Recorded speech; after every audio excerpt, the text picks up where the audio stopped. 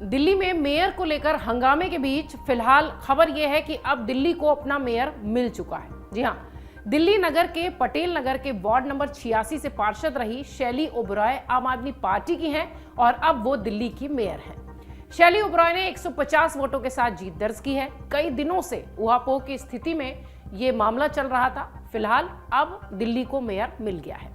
इसी के साथ एमसीडी पर पिछले 15 सालों से काबिज बीजेपी को आम आदमी पार्टी ने बेदखल कर दिया।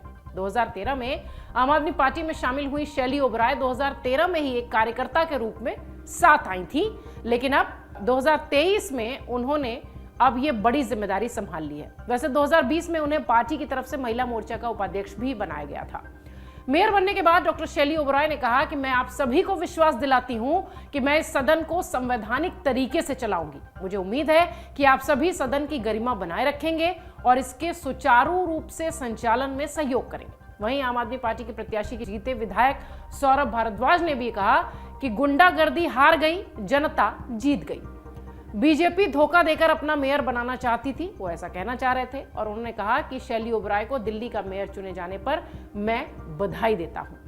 आपको बता दें कि अब अली इकबाल डिप्टी मेयर हैं। शैली ओबरॉय की बात करें तो पहली बार उन्होंने पार्षद के रूप में पश्चिमी दिल्ली में भाजपा के गढ़ में जीत दर्ज की थी। दिल्ली विश्वविद्यालय में एक पूर्व विजिटिंग असिस्टेंट प्रोफेसर पर वो काम कर चुकी हैं और पहली बार पार्षद बनी थी। उस वक्त शैली ने दिल्ली भाजपा के पूर्व प्रमुख आदेश गुप्ता के गृह क्षेत्र पूर्वी पटेल नगर से चुनाव लड़ा था और अपनी प्रतिद्वंदी दीपाली कुमार को 269 मतों से हराया था, जब रेखा गुप्ता को वो हराकर अब मेयर बन चुकी है। ये बड़ी खबर है।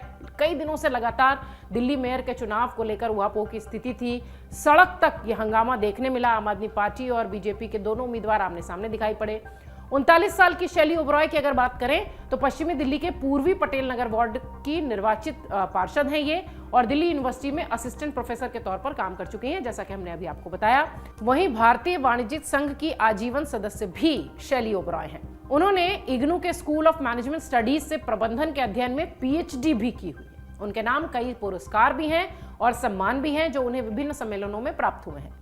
शैली ओबरॉय विभिन्न राष्ट्रीय और अंतर्राष्ट्रीय सम्मेलनों में सर्वश्रेष्ठ पेपर पुरस्कार भी जीत चुकी हैं और उन्होंने आईसीएस सम्मेलन में स्वर्ण पदक यानी प्रोफेसर मनुभाई शाह पुरस्कार भी जीता हुआ है। उन्हें मिस कमला रानी पुरस्कार से भी नवाजा जा चुका है और वो कॉलेज में अधिकतम नंबरों की स्कॉलरशिप धारक भी रही हैं, यानी शुरू से ही शैली ओबरॉय होनहार रही हैं।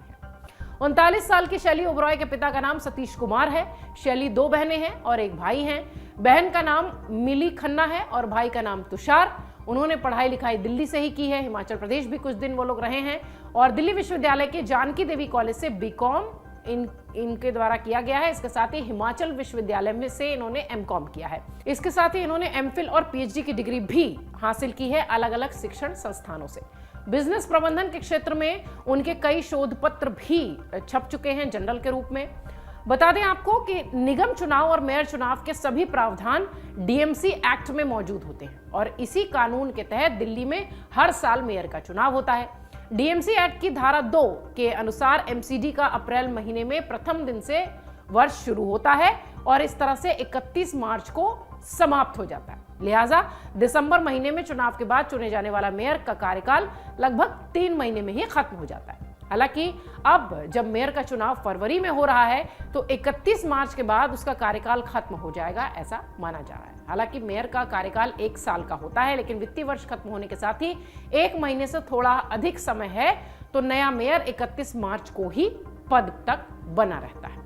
एमसीडी का कानून बनाते वक्त यह ख्याल रखा गया था कि हर वर्ग को निगम में प्रतिनिधित्व मिले। यही वजह है कि निगम के लिए मेयर चुनाव में पहले वर्ष के लिए महिला मेयर चुनने का ही प्रावधान है। वहीं तीसरे साल में एससी एसटी उम्मीदवार की ही मेयर चुनाव लड़ते हैं और इस तरह से समाज के हर वर्ग का प्रतिनिधित्व निगम में होता है, ऐसा एक्ट में बताया गया है, बनाया गया है।